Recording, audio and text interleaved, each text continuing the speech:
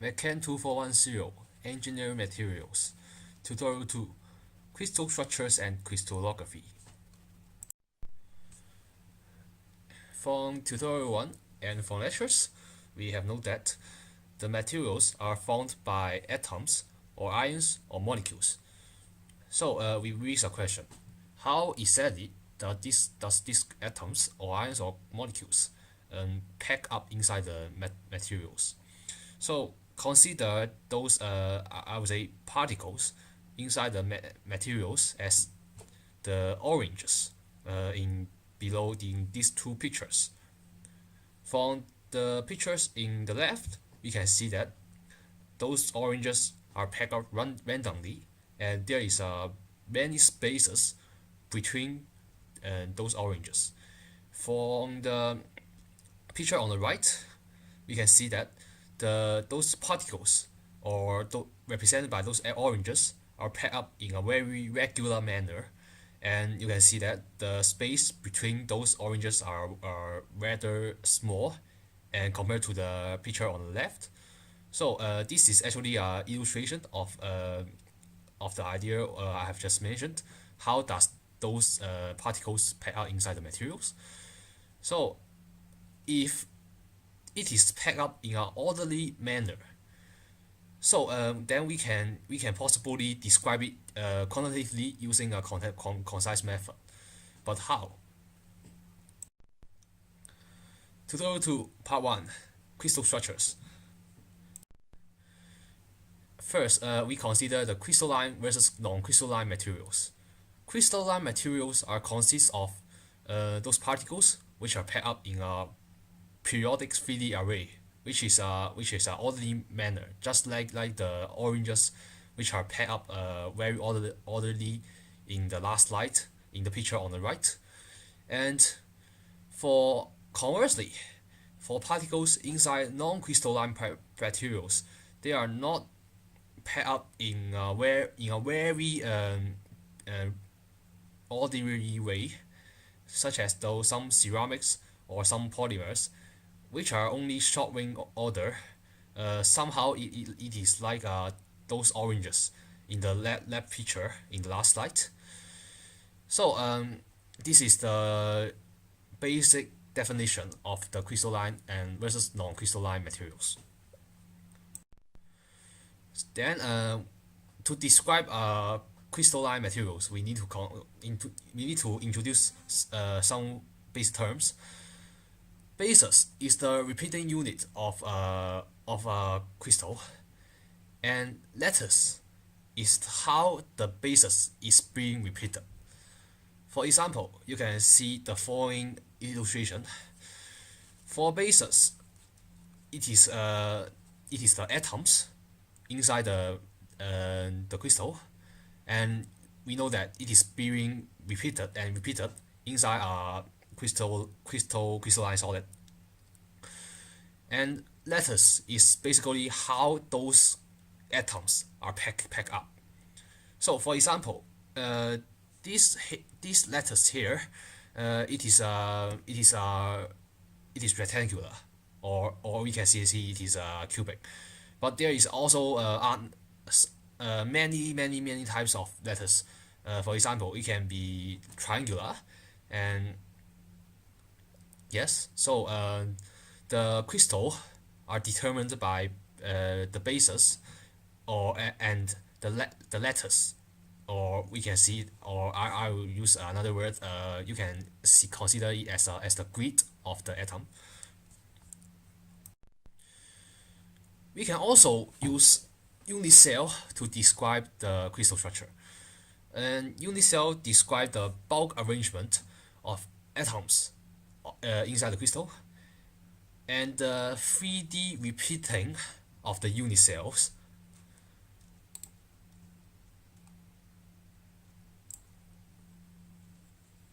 For example, here,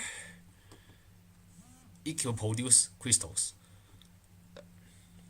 So therefore, crystals can be described by its basis, the types of the particles, and the unit cell type.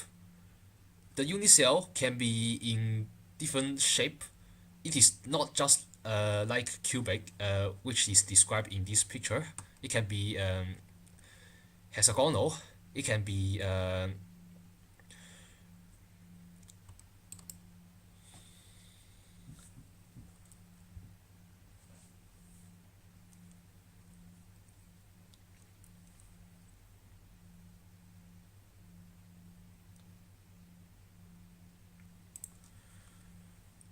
rhombic, and it can be so lattice systems. Basically, it describes the shapes of the unit cell, and the types of the lattice systems can be basically for hexahedral shapes or solids with uh, six outer planes can be described by this following parameter: alpha, beta, and gamma, and ABC. The alpha, beta, gamma are the angles of the surface planes, and the ABC are basically the side length. And we can see there are many types of crystal systems, which can here is the relations, and here is the shapes. And we will only in this course we will only focus on cubic and hexagonal systems. For cubic, the size of the sides of the cube are the same, and for hexagonal, it is it is unlike cubic. It can have total surface of eight surface, and it is the base of the hexagonal unit cell is a hexagon. Even inside the unit cell, even we define the shape of the unit cell, then however, the particles can be distributed within the unit cell. It can be many different ways. And even for cubic systems, there are three types. I would say the variations in even the same shapes of the cell. The first one is the simple cubic. The second one is the body-centered cubic. The third one is the face-centered cubic. For hexagonal systems, we also have the simple hexagonal and hexagonal close-packed variations. And why there is variations, I will describe in the later slides.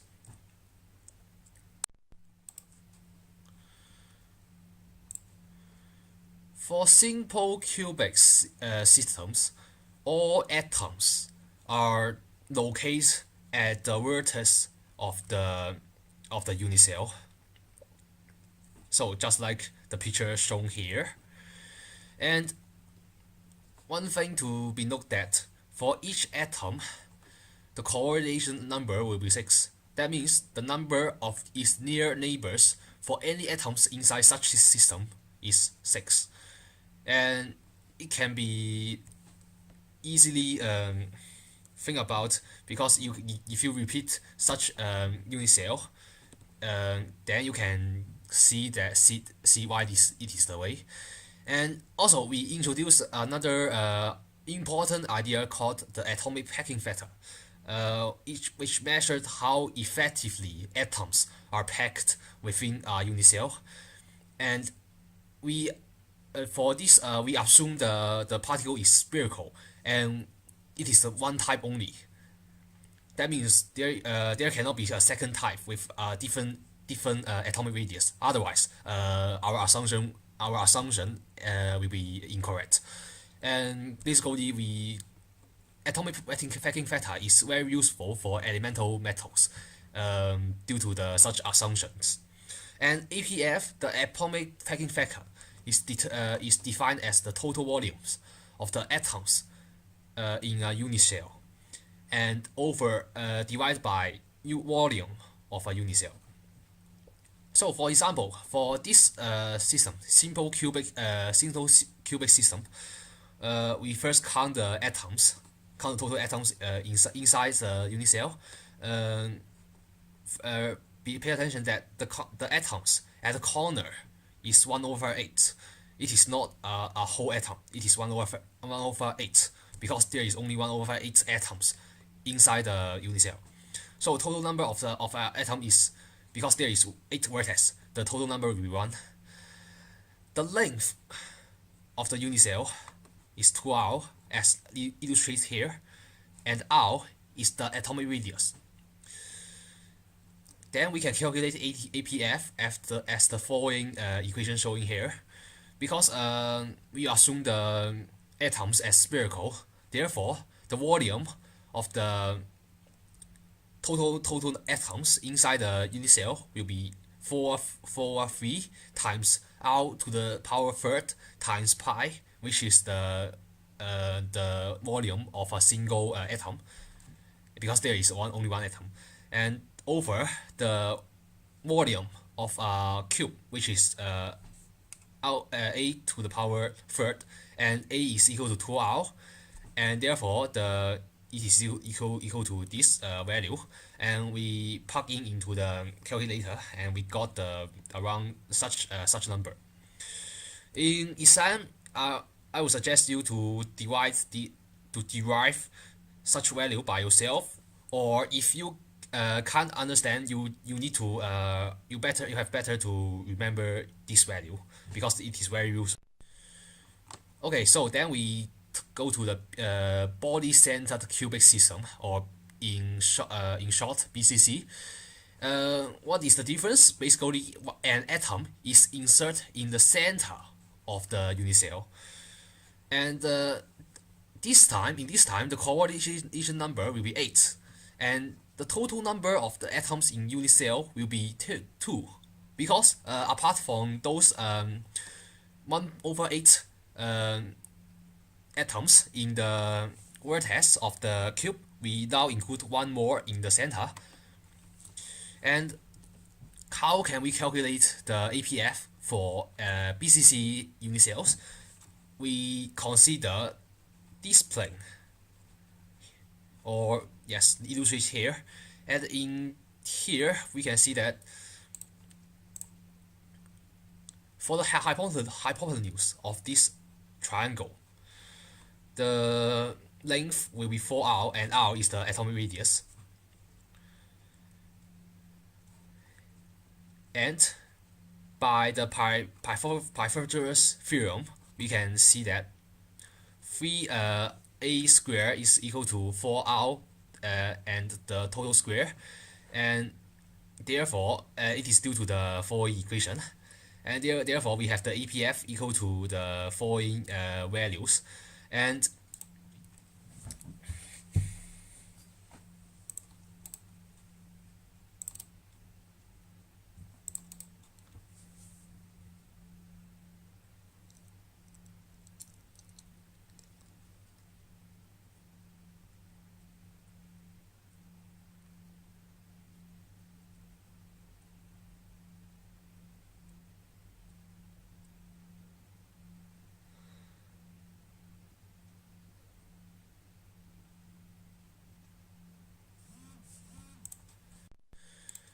for again, for those atomic packing factor, I suggest you to remember it or try to derive it in exam, because it is very useful for literary calculations.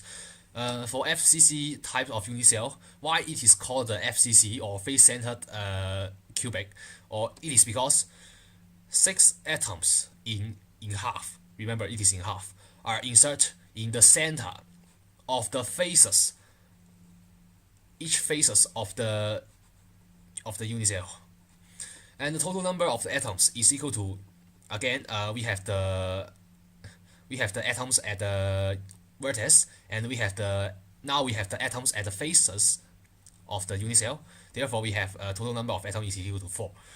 And look at this plane, we have the following relations, and yes, this is still 4r, and the relation between the side length of the unit cell is this relation. Therefore, we have the following calculations, and the APF is equal to 0.74. And so for hexagonal closed-packed structure. It is for the hexagonal type of unit cell. And why it is called hexagonal closed-packed? Unlike the I would say the primitive hexagonal cell, which only have atoms at the vertices of the unit cell, such HCP, or we call it hexagonal closed-packed structure, has atoms at the base, the center of the base, and has atom at the center of the whole unit cell. The coordination number for HCP type of lattice system will be 12, and the total number of atoms within one unit cell will be 6. We count the atom at the corner as 1 over 6. For A, which is the side length of the base, which is a hexagon, it is equals to 2r, and r is the atomic radius. For C, C is the height of the unit cell, which is equal to this number. And later, I will do it as an example to prove such a relation. And the atomic packing factor will be 0.74, and which is the same as FCC unit cell. So in this slide, I'm going to prove why C is equal to this number. So first, we note that the tetrahedron at the center of the solid, which is such tetrahedron is produced by 4 atoms at the center, which is the 3 red atoms shown in here, and 1 atoms which is on the center of the hexagon base, is located at my mouse here. And as the edge length of the tetrahedron, S is equal to 2r, and r is the atomic radius here and here, the height of tetrahedron will be equals to this value. This is actually equality. This relation can be seen here, and which is basically a mathematical proof. I'm not going to prove it here, and you can just refer to this website, and basically you just need to remember it and don't need to prove it. But this is only for one such height is only the half of the height of the whole unit cell, because if we look at the unit cell here, top half, the top half is only is one tetrahedron, and the bottom half is also another tetrahedron. Therefore, the height of the unit cell C. Okay, so we come to the proof of the next part. We prove the APF for HCP type of unit cell to be 0.74. How can we prove it? We can look at the base of the HCP hexagonal closed-packed first to find the base area. Then, because we have already find the relation of the height of the unit cell with respect to the atomic radius. Therefore, we consider the base area. As base area is constituted by six triangle, which is equilateral, and the side of these 6 triangles are all equal to 2r. Because at the vertex of the hexagon, we know that there is an atom, and there is also an atom. Therefore, this is 2r. And this is a formula for calculate the area of one triangle. We multiply it by 6 to get the whole base area. And if you remember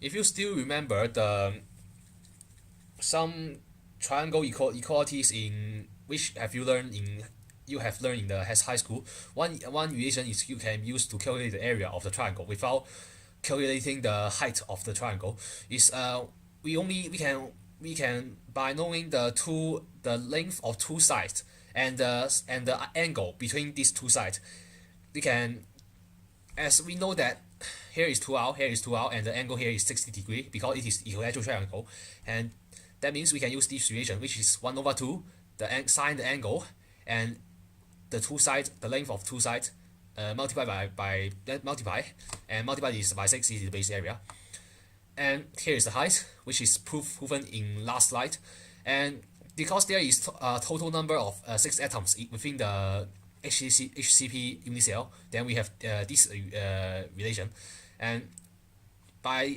simplifying it, we got this number, and this is basically about 0.674, and such expression is actually the same with the BCC unit type of the unit cell. Now we come to our discussion about the theoretical density and atomic packing factor.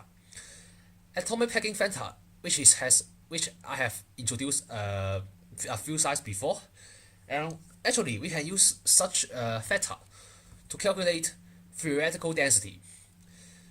The theoretical density is basically defined as rho. Rho is the density, the symbol for density, equal to the mass over volume, and which is equal to Na over V times Na. For this Na, it is the Avogadro constant. For this V, it is the volume of unit cell. For A at here, it is the atomic mass. For N here is the N is the number of atoms per unit cell. It is because if we consider 1 mole, which is equal to the 1 mole is equal to 1 Avogadro constant, such number of X atom, the mass of such amount of X atom will be the atomic mass of X, which the unit is actually is gram, and the mass of each atom, it will be A over Na, and the mass per unit cell m. Yes, we this m is not, yeah, this m is this m, and is equal to Na. N is the number of atoms per unit cell times A over Na. A over Na is the mass for each atom, and V is the volume of the unit cell. Therefore, it is the same with this equation. However, atomic radius is often given instead of the volume of unit cell. Therefore, we need to, or we can modify the equation here into the following equation. Rho is equal to atomic packing factor over 4 over 3 pi r3. Here is the volume for each atom times A over Na. A over Na is the mass for each atom. Yes. It is because the mass of one atom over one volume of one atom is if the material is packing at 100% efficiency, we will get the density will be mass over one atom over volume of one atom. However, because we know that the packing of the atoms or particles inside materials is not perfect, and there must be some spaces without atom, and therefore we need to multiply by APF. So then we can get the theoretical density, which is equivalent with the density we. Okay, so we come to another example, which we need to determine the theoretical density of iron. Given that iron has a BCC crystal structure, an atomic radius of 0.124 nanometer, and an atomic mass of 55.85. First step, we use this equation, which is the modified theoretical density equation, which involve the APF and atomic radius here, and yes, the A is the atomic mass, Na is a constant, which is 0.2 times 10 to the power 23, which is the Avogadro constant.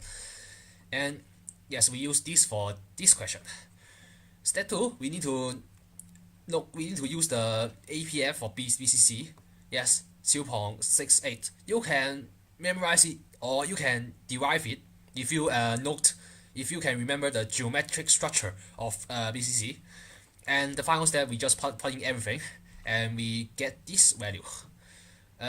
Be careful of the unit conversion. Here is m cube and here is cm cube. And